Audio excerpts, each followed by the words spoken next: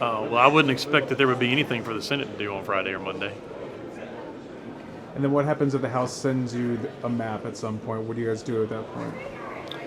Well, I mean, I think the typical process would be you would have some committee work on it, and then once the committee completes its work, then the full Senate would have its debate and a vote.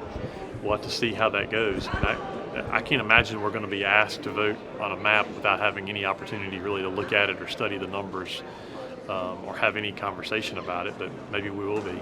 Will the Senate make their own map? Is there any intention to do that, you think? I don't know yet. I think we've got to look to see what the House passes, and then senators will have an opportunity to evaluate it themselves and then make a decision about whether they're comfortable voting on that or whether they need to propose changes to it. How certain are you that the governor will call you guys back? Well, he told me he was. Like 5:01 tomorrow? I don't know when he would do it. I haven't been part of a conversation where he gave us a time, so I haven't heard that. We talked about this yesterday, but just again, like next Tuesday, you'll be a week away from in-person voting. There have been ballots coming back from military members who expressed your concern about that on the floor. We'll be even closer to all this happening. Should the House send you a map? Should you all even start working on a map? What's the take there when it comes to the actual primaries at this point? It's a good question. As you noticed, I mean, I've raised that question myself. I've had concerns about that. I think those concerns are heightened every day you get closer to in-person early voting starting. You're going to get more absentee ballots in. So yeah, I'm still concerned about that, and I think the more ballots you have in, the bigger the problem is. So we'll have to see what we do with that. In terms of the actual authority of the governor, he can call you back, but he can't tell you what to do or how long to stay. Is it possible that the Senate just comes and gavels out? I don't know. But look, we do still have some work to do. We have to finish the budget. We're going to have some conference reports that we're going to have to work out. So I think there's work here to be done. I don't know that we're going to be done or ready for the final budget vote by Friday or Monday or next Tuesday. That typically takes a couple weeks before we get to that point. So we are going to have some work that we need to wrap up. So I wouldn't expect that we just do something like that. And in fact, doing that means you're going to get called back again, and you're going to get in this tit for tat with the governor, and I don't think anybody really wants to get into that. Is there any chance that there's going to be a clean sine die, or is that just long gone dead? You've been around here long enough to know that miracles can happen in the last day. So I don't want to say there's no chance. I don't want to say something is always going to happen or something's never going to happen. We'll see how things work out. In terms of the logistics on that bill that the House passed this morning that sets up a clean sine die for the future, does that just not take effect until next year? Or what's the deal with that? It takes effect upon signature of the governor, I So understand. that's why he can bring you back between signs. And I think the idea is that it would take effect for next year anyway. You expressed a lot of concern about the numbers on that map. Have you got any more clarity on what the districts could look like? I mean, there's still concern about, again, like you said, Democrats getting an advantage here. Has any of that been alleviated in any way since we last talked to you? I haven't heard anything that alleviates the concerns, not just from me, but from other people that I've been talking to. I think the concerns are there. If anything, they're only heightened. I guess the question is whether that matters, right? I mean, does it matter what the map looks like? Does it matter what the numbers look like? Does it matter if we in South Carolina think that there's a risk of losing congressional seats because of it? If the folks in Washington tell us this is what we want, is that just what we're going to do? And so I question whether it matters what we think the numbers are. So we'll just have to see, man. I mean, I think we'll get whatever the House sends us if they send us something, and we'll have to evaluate it, and then every senator is just going to have to make a decision for himself or herself as to what the best approach is to move forward. Are you expecting a push to have hearings across the state on this, like there was in the last reapportionment? Well, that's the approach, not just with the last reapportionment. That's the approach with every reapportionment, to ensure that there's public input, that the public has an opportunity to look at the maps, to look at the proposed lines, to make suggestions, to comment, yay or nay. It certainly looks like, just from the process that's happening so far, that process is not going to happen. That there's really not going to be a lot of an opportunity for public input. mean, I know it's hard for a lot of us to believe. I think there are a lot of people in South Carolina who really aren't paying attention to this and don't know what's going on here, and they're going to be very surprised if they end up in a different congressional district with no knowledge whatsoever. So I don't know. I mean, we'll just have to see how it works out. It's, as we've talked about the last week, this thing is changing very quickly. It's moving very rapidly. So things could be very different tomorrow. The conversation that you and I have tomorrow about this or whatever else could be very different than it is right now. All right, do you think Rankin will want that? I mean, is your strategy to slow play this as much as possible? No, I don't think that's the strategy. But I do think there's a legitimate interest in having the public have an opportunity to comment, or for senators to have an opportunity to actually see what it does before being asked to vote on it. I would think that would be important, but maybe for some folks it's not. So we'll see. I mean, I haven't heard of any effort to slow play it. That's not my intention. And so we'll just have to see how things work out. We'll see if the House gets to something, when that is, and then we'll see where we are on the calendar. We'll see if we even have time to allow for committee conversation or public input. As redistricting kind of remains an open question, when do you see the deadline to actually move the congressional elections? Or when do you think the General Assembly needs to pass something that moves the congressional elections? I think that deadline was about 3 months ago.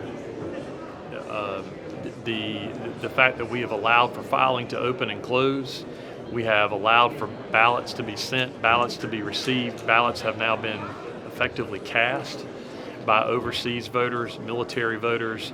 We have domestic absentee ballots that are transiting in the mail. I think that's already a problem.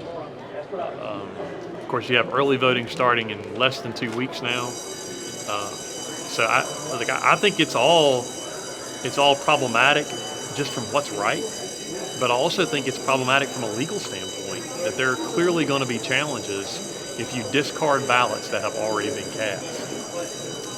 And I haven't heard a good response to that as to how that will be handled or how it's not a legal problem. So we'll see. I mean, I think we're already too late in the game. You heard Senator Campson speak yesterday, and he gave the days that all these other states that are looking at redistricting, how many days before their primary it was. I mean, like the closest one was over 3 months. Louisiana's different because Louisiana had their maps declared to be unconstitutional.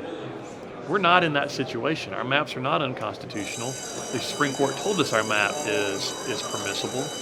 So we're in a much different situation. Our window is much closer than anybody else. And I'm concerned about that. So I think if we were really going to do this, it should have been done months ago. Just speaking to the quickness of it and your concerns currently, has there been any more talk about doing this at a later date? Georgia today said that they were going to try to redraw the maps in 2028. I know the other day you said, 2027 just wasn't really on your mind, but since all of this, have you talked about doing it at a later date? There hasn't been any conversation about doing it at a later date. I mean, I think it makes sense to be able to have the time that you don't have to move primaries, that you don't have to have multiple primaries, which is going to be really confusing to the voters as well. You don't have to discard ballots, that you allow for public input, that you ensure that you know what you're voting on before you vote one way or the other, that you have some assurance about what the numbers look like. And so you got a better understanding about how it might play out. But it sure seems to me that there is an insistence that this be done for this election cycle. And so it sounds like that 27, 28 is too late. So those things that we typically look at to ensure the public is informed, to ensure that there's fairness in play, that we've complied with all the constitutional and statutory requirements, those things really aren't being considered because we've got to get this done. We've got to get it done now, and the only consideration is whether it's 7-0 or not. And then there's not even really any confirmation that it really is 7-0. Did the governor tell you that he wanted the General Assembly to redistrict this year, or did he just tell you he was going to call everyone back? I mean, it was a little more lengthy than I'm going to call everybody back. But I think the governor says he can call us back, and he's not really telling us what to do. And my position on that is, if you call us back, you're telling everybody what you want us to do. So yeah, we'll see. You don't have to listen to them. Sure. I mean, that's right. Is there anything else you could share about the conversation this morning with Merle and Western Just, Union? I mean, just that. I mean, that was really it. Honestly, is that the governor's had a complete change of mind in the last 24 hours from where he's been for the last 9 or 10 months, and so we're looking to get to spend more time with each other. Did he say he wanted you to, actually pass maps, or did he say you just wanted everyone to look at it? The only thing that I've gotten from the governor is the same thing that he's put out publicly, and that is we should look at it. We should evaluate the constitutional issues, which of course we've done. Which it doesn't really take a long time to evaluate that question. We have done that. But that's insufficient, I think, from the governor's perspective, and I'm sure he's getting a lot of pressure himself. What's on the docket for tomorrow? You guys moved a lot of stuff through today. What are you looking to really make sure you get done by 5 o'clock tomorrow? Not that it really, I guess, matters at this point, but still. I don't know that 5 o'clock really matters. Last week we were really looking forward to 5 o'clock on Thursday, and now I'm not looking forward to it as much because it doesn't mean as much anymore. Because I could be here on Friday and Monday, and I don't want to see y'all on Friday or Monday. So we have a number of confirmations. I think we have 80 confirmations that we need to deal with tomorrow. So that's going to take us a little while. We have. Is that going to require an executive session? Probably. We have a few bills that are going to be on third reading for tomorrow. Of course, we don't need to do any second readings. And then we'll have some more bills coming back from the House that we'll have to deal with as we go along as well. But we're in as good of a position as we could be in on the calendar. We spent a lot of time clearing things out. So we're set up pretty good for the last day. I think you once used a phrase with us, being able to get out of the box. Have you figured out your way out of this redistricting box yet? No. I mean, the problem there is that there are boxes within the box. And anytime you think that you found a way out, you get to another box. This is more like a maze. So I don't know exactly how we get out of this. At some point, I think you're probably going to have a vote on the map, which may very well be the case, which is fine with me. But I don't know how you're going to be able to avoid. Somebody's going to have to vote on the map, and I think it's going to end up being both bodies that's going to have to vote on the map.